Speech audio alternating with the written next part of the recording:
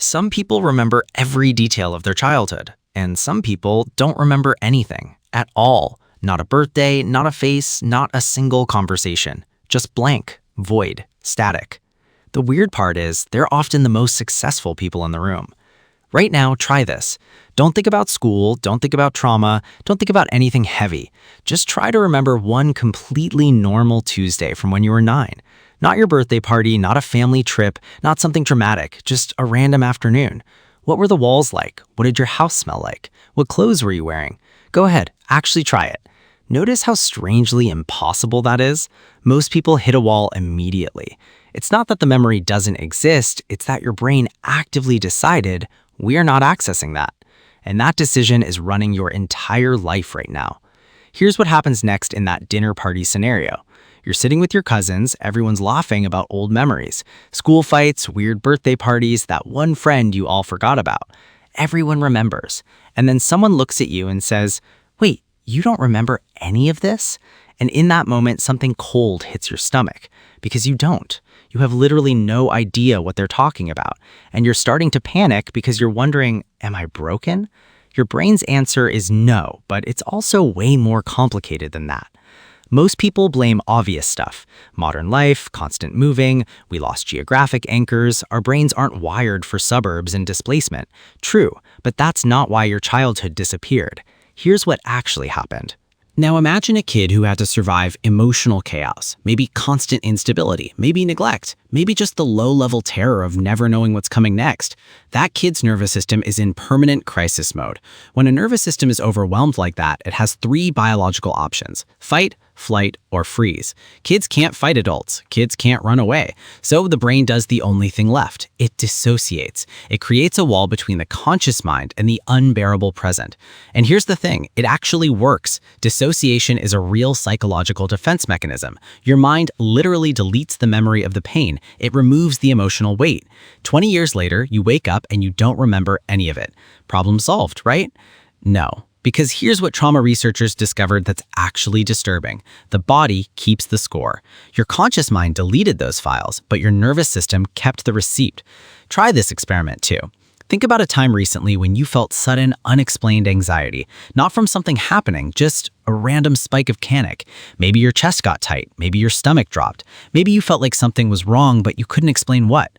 Now notice you can't actually remember a trigger. That's your body responding to something your mind isn't even conscious of. That's a trauma signature. And here's where it gets darker. Some people develop what neuroscientists call hypervigilance. Your brain sacrificed your past and became obsessed with predicting the present. It trained your nervous system to detect microexpressions, read a room in seconds, sense danger before it happens. You think you're just observant. No, you're a threat detection machine because survival mode never turned off. Notice this in yourself. Can you actually relax around people, or is there always a part of you waiting for impact? Can you accept genuine care without suspicion? Or do you assume people will eventually leave? That's not personality. That's your blank childhood running in the background. Here's something really psychological that nobody talks about. In our society, healing trauma is expensive. Processing childhood pain requires time, professional help, neurological safety. But you can't fall apart when the rent is due. You can't cry when your family depends on your paycheck. So your mind made a calculation. Numbness is cheaper than healing. Your insane work ethic right now, that's a distraction mechanism. Your inability to sit quietly, your brain keeping the past locked away. Your constant need to be productive, that's not ambition, that's a survival strategy. And here's the strangest part of this whole thing. Some people with blank childhoods actually don't want to remember. Not consciously, but on some level, they know remembering would break them. So they actively avoid anything that might trigger a memory.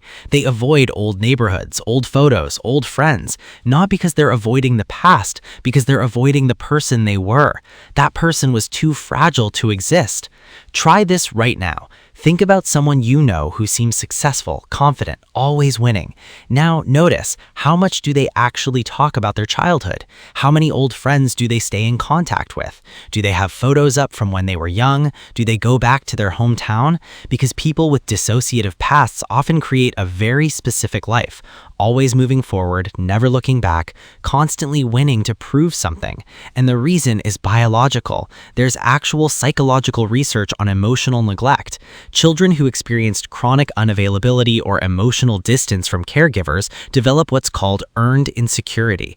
They learn early, I can't depend on people. I have to handle everything myself. So they become high achievers, not because they're ambitious, because they're scared. Researchers also discovered something about memory suppression. When trauma is severe enough, the brain literally cannot file it in long-term memory. It's not that you forgot it, it's that your hippocampus, your memory center, refused to encode it in the first place. That's not a glitch. That's your brain saying, this is too much, we're not storing this. The final thing that actually breaks people, you become really good at faking, at performing wellness. You learned early that if you act normal, if you keep grinding, if you smile in the right moments, people believe you. So now you're a professional actor in your own life, functioning, winning, appearing fine, while something inside you is still that kid wondering, did any of this even actually happen to me? So what actually changes this? First, understand what happened. Your brain did exactly what it was designed to do. It protected you with surgical precision. That's not a malfunction, that's sophistication. Second, know where healing actually starts, not in forcing yourself to remember, not in aggressive therapy trying to drag you back to traumatic moments. It starts with your body.